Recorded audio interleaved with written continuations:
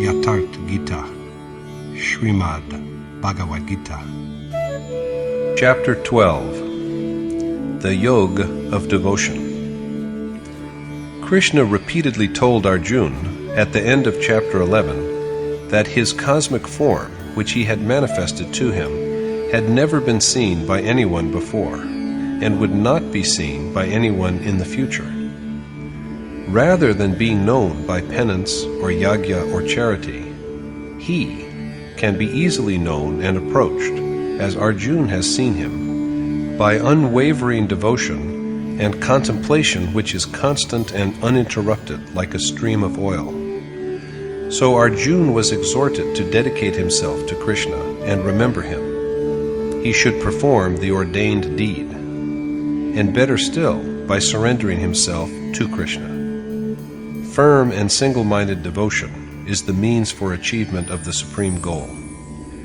This naturally whets Arjuna's curiosity to know which one of the two kinds of devotees, they who worship the manifest God, like Krishna, and they who contemplate the unmanifest spirit, are superior.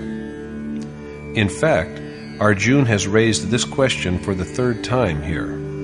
He had asked Krishna in chapter 3 why he was urging him to undertake a dreadful task if he thought the way of knowledge superior to the way of selfless action. According to Krishna, in both ways, action is a necessity.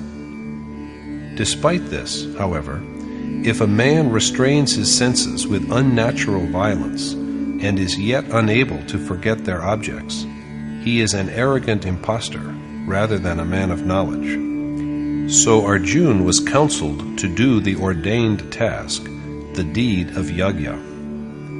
The mode of yajna, which is a special form of worship and which provides access to the supreme goal, was then elucidated.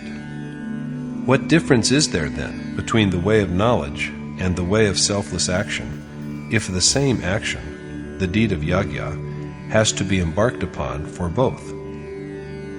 Whereas an affectionate devotee engages in the deed of yajna after having surrendered himself and his action to the desired God, the yogi of knowledge undertakes the same action with a due understanding of his own strength and reliance upon it.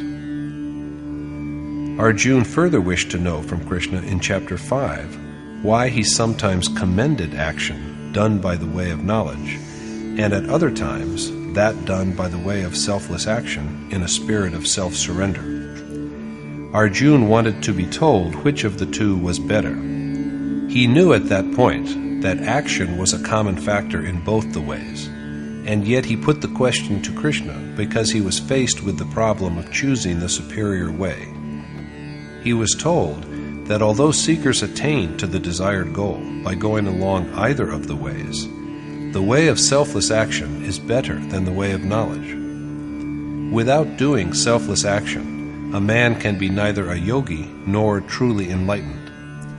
The way of knowledge is also impossible to traverse without action, and it is beset with more obstacles. Now, for the third time, Arjuna asks the Lord which of the two kinds of devotees, they who are devoted to him with perfect concentration, and they who go along the way of knowledge, contemplating the unmanifest, imperishable principle, which of these two are superior?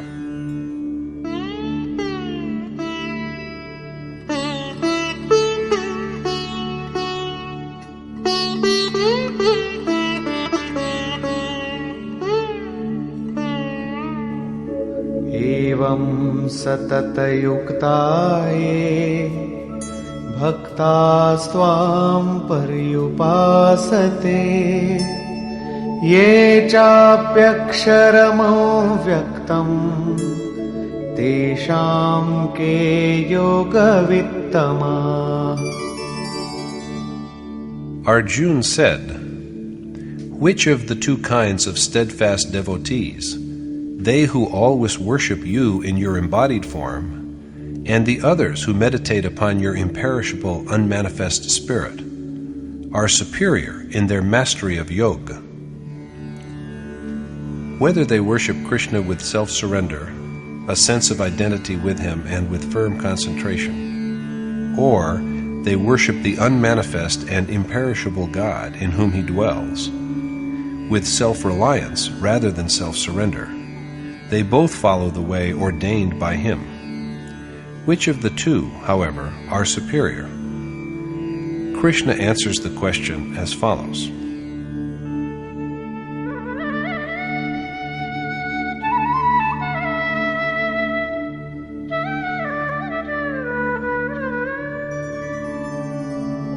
मय्यावेश्य मनो ये मां नित्ययुक्ता उपासते श्रद्धया परयोपेता ते मे युक्ततमा मता. The Lord said, I believe them to be the most superior of all yogi, who always meditate upon me with concentration and worship me, the embodied, manifest God, with true faith.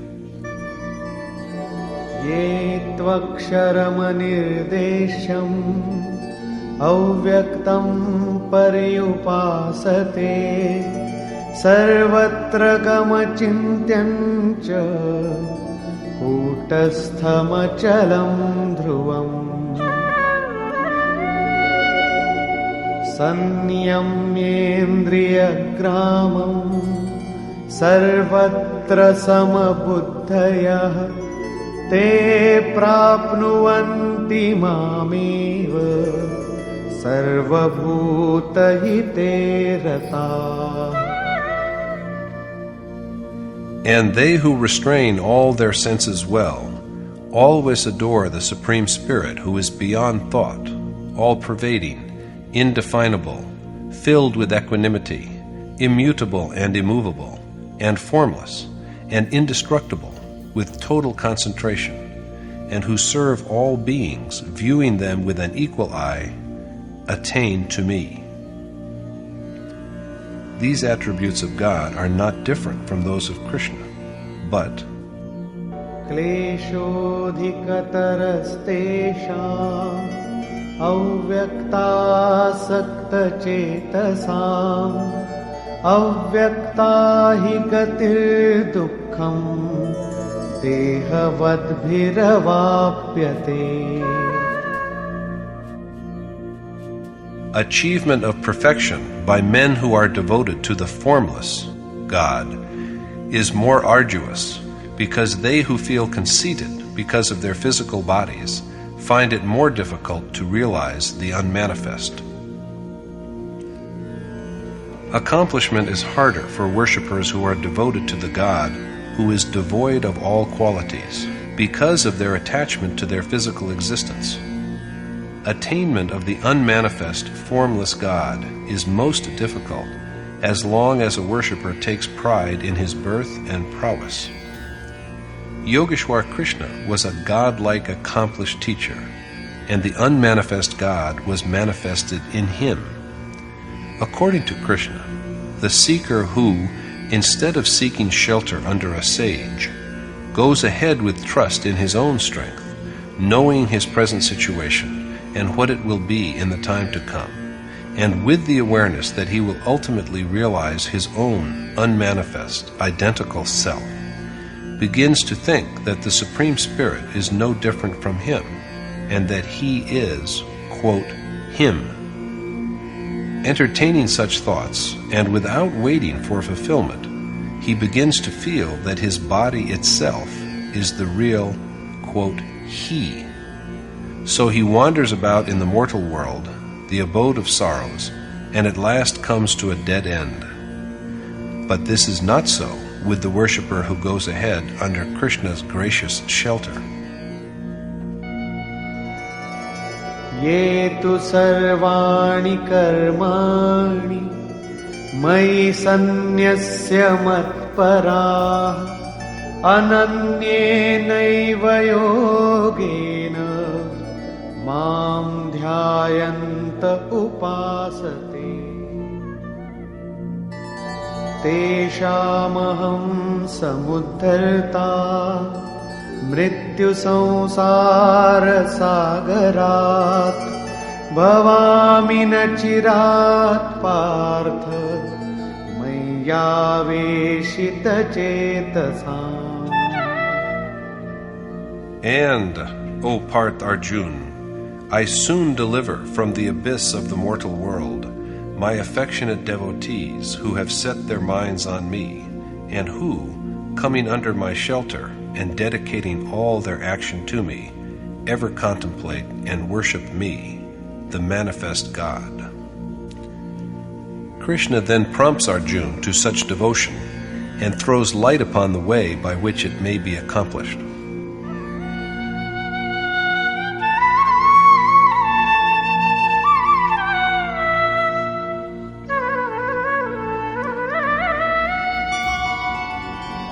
मय्येव मन आधत्स्व मयि बुद्धिं निवेशय निवसिष्यसि मय्येव अत ऊर्ध्वं न संशयः. There is no doubt whatsoever that you will dwell in me if you devote and apply your mind and intellect to me. Krishna is conscious of his disciples' weakness, for Arjuna has confessed earlier that he considers restraining the mind as difficult as restraining the wind. So he hastens to add,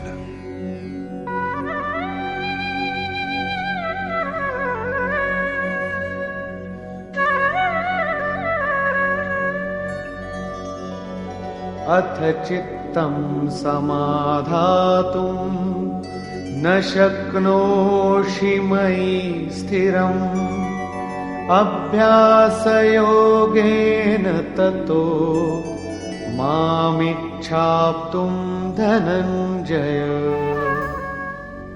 If you cannot firmly set your mind on me, O Dhananjay, seek me by the yoga of incessant practice, Abhyas Yoga. The word practice here means repeated drawing back of the mind from wherever it roams and fixing it upon the desired goal. But if Arjuna is incapable even of this, he should just long for Krishna, only devote himself to his worship.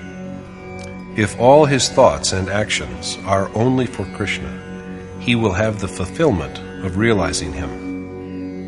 अभ्यासेऽप्य समर्थोऽसि मत्कर्म परमो भव मदर्थमपि कर्माणि कुर्वन् सिद्धिमवाप्स्यसि. In case you are incapable of even following the way of practice, you may yet secure fulfillment by the performance of actions which are meant only for me.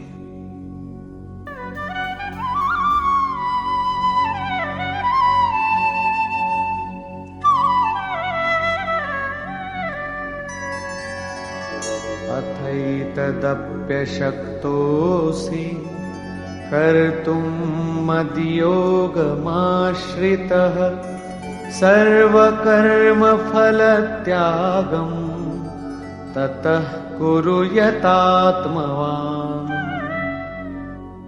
In case you fail to accomplish even this, abandon all the fruits of action and take refuge in my yoga with a thoroughly subdued mind. If Arjuna cannot even do this, he should give up all desire of the rewards of action, as well as considerations of profit and loss, and with a sense of self-surrender, find shelter under some sage with an accomplished soul. The ordained action will then commence spontaneously under the prompting of this accomplished teacher.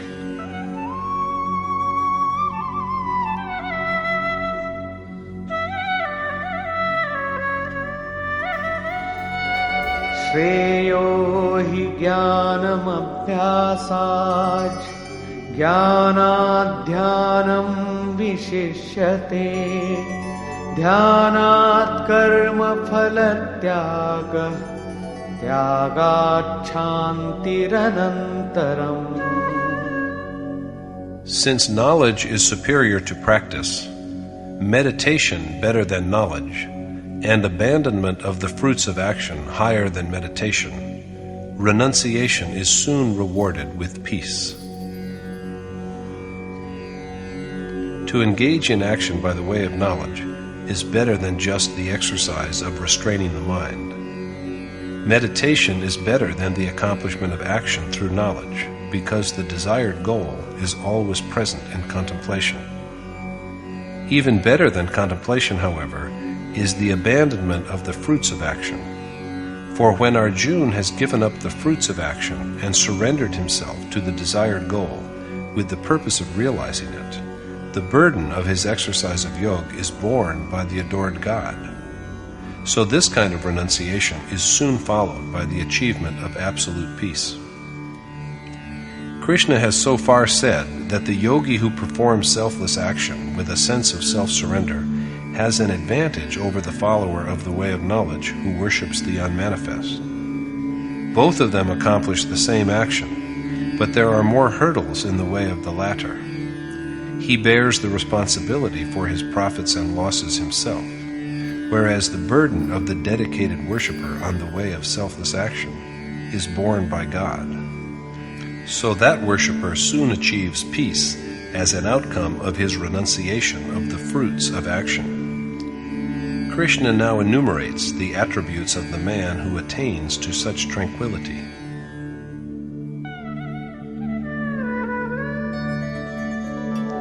अद्वेष्टा सर्वभूतानां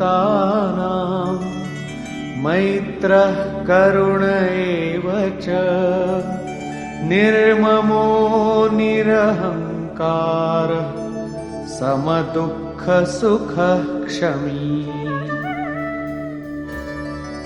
सन्तुष्टः सततं योगी यतात्मा दृढनिश्चयः मय्यर्पितमनो बुद्धिः यो मद्भक्तः स मे प्रियः. The devotee is dear to me who has malice towards none and loves all, who is compassionate and free from attachment and vanity, who views sorrow and joy equally and is forgiving, endowed with steady yoga, contented alike with both profit and loss, restrained in mind, and dedicated to me with firm conviction.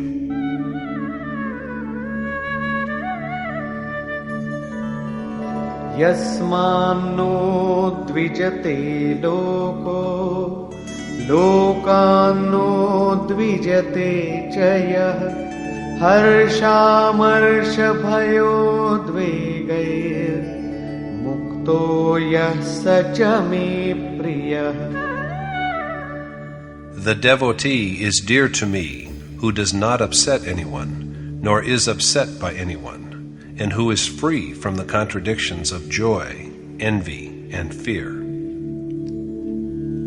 Apart from these qualities, this worshipper is also one who neither agitates any being, nor is agitated by any being, and who is free from joy, misery, fear, and all such distractions. Such a worshipper is beloved of Krishna. This verse is most salutary for worshippers, for they should so conduct themselves that they do not hurt anyone's feeling. They have to be so, although others will not act in the same way. Being worldly minded, they cannot but indulge in venomous fulminations. However, whatever they say to denounce and hurt the worshipper should not disturb and interrupt the seeker's meditation. Whatever they do, his thoughts should be steadily and constantly set on the coveted God. It is his duty to protect himself from the onslaughts of men who are, as it were, intoxicated and out of their senses.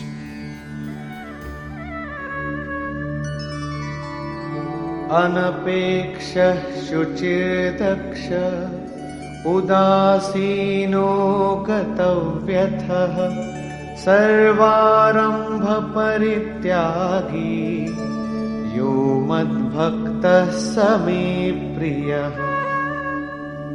The devotee is dear to me who is emancipated from desire, pure, dexterous at his task, impartial, free from sorrow, and who has achieved the state of actionlessness.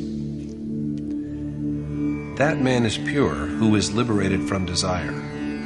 The word dexterous means that he is adept in worship and meditation, the one ordained action. He is unaffected by fortune and misfortune, free from sorrow, and one who has given up all undertakings because there is left no worthwhile enterprise on which he can embark.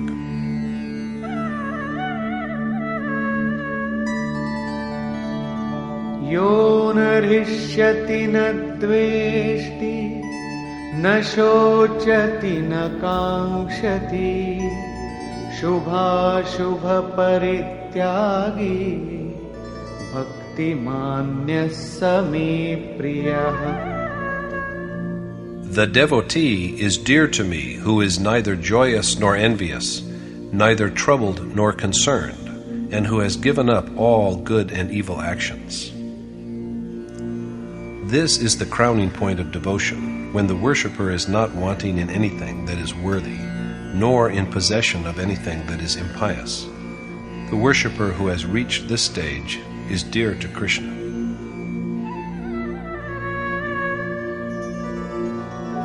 Samah shatrau cha mitre cha, tatha manapamanayo, शीतोष्ण सुख दुःखेषु समः संगविवर्जितः तुल्यनिन्दास्तुतिर्मौनी सन्तुष्टो येन केनचित् अनिकेतः स्थिरमतिर्भक्तिमान् मे प्रियो नरः. The steady worshipper is dear to me, who regards friends and foes, honor and dishonor, cold and heat, happiness and sorrow as equal, and who is detached from the world, indifferent to slander and praise, meditative, contented with any manner of physical sustenance, and free from infatuation for the place where he dwells. Ye tu dharmyamritamidam yathoktam paryupasate shraddhadhana matparama bhaktastetiva me priya. And the devotees are the dearest to me, and taste well the aforesaid nectar of Dharma in a spirit of selflessness. In the concluding verse of the chapter, Krishna adds that he loves those devotees most who take refuge in him and partake well of the aforesaid imperishable substance of Dharma. Conclusion. At the close of the last chapter, Krishna told Arjuna that neither had anyone seen him earlier, nor would anyone see him later, as Arjuna had beheld him. But one who worships Krishna with steady devotion and affection is able to see him, know his essence, and become one with him. In other words, the Supreme Spirit is an entity who can be realized. So Arjuna should be a loving devotee. At the outset of the present chapter, Arjuna wished to know from Krishna which of the two kinds of devotees, they who worship him with single-minded dedication, and they who contemplate the imperishable, unmanifest God, are superior.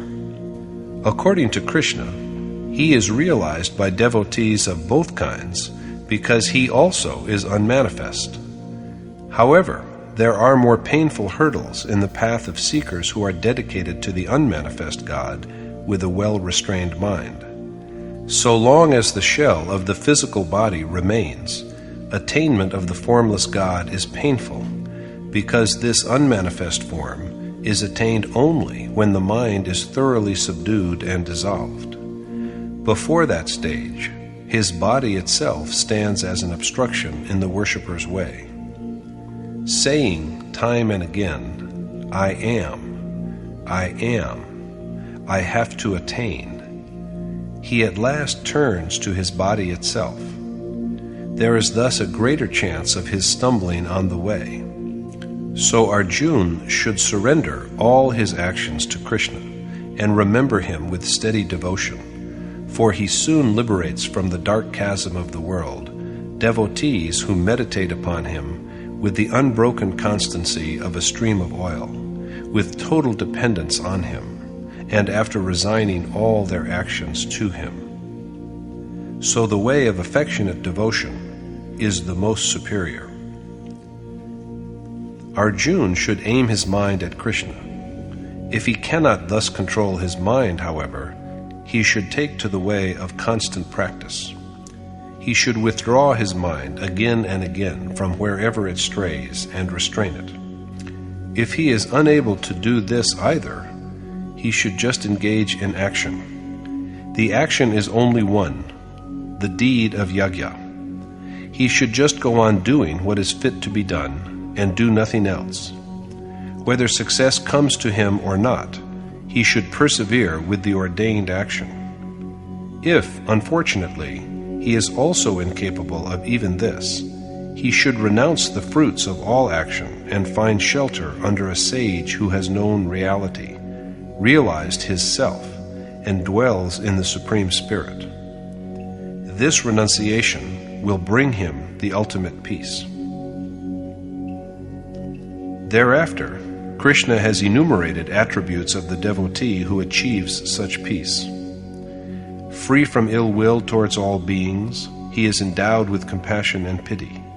Free equally from attachment and vanity, this devotee is beloved of Krishna. The worshipper who is ever absorbed in contemplation, self-possessed, and dwelling in his soul, is dear to Krishna. The seeker who neither hurts anyone nor is hurt by anyone is dear to Krishna. The devotee who is pure, dexterous in his task, beyond all sorrow, and who has steered his way across by renouncing all desire, and good as well as evil actions, is dear to him. The steady, enlightened, and loving devotee who is equable and uncomplaining in both glory and ignominy, whose mind and senses are restrained and stilled, who is contented with any manner of living, and free from attachment to the body in which he dwells, is dear to him. This enumeration of the way of life of worshippers who have attained to the ultimate peace continues from the 11th to the 19th verse, which are therefore of great value to seekers. Giving the final verdict at last, Krishna tells Arjuna that devotees of steady faith, who cast themselves at his mercy and mold their conduct with a spirit of selflessness according to the eternal, indestructible nectar of Dharma, which he has enunciated before, these are the dearest of devotees to him. So engaging in the appointed task in a spirit of total self-surrender is the best course, because in this way the responsibility for the worshipper's gains and losses is borne by his noble teacher-preceptor. At this point, Krishna also points out the attributes of sages who dwell in the Supreme Spirit and counsels Arjuna to find shelter under them. At the very end, by prompting Arjuna to take refuge in him, Krishna declares himself on par with these realized sages. Since devotion is said to be the most superior way in this chapter, it is appropriate to name it the Yoga of Devotion. Thus concludes the 12th chapter in the Upanishad of the Srimad Bhagavad Gita on the knowledge of the Supreme Spirit, the discipline of Yoga, and the dialogue between Krishna and Arjuna, entitled Bhakti Yoga, or the Yoga of Devotion. Thus concludes Swami Agdaranand's exposition of the 12th chapter of the Srimad Bhagavad Gita in Yatharth Gita. Hari Om Tat Sat.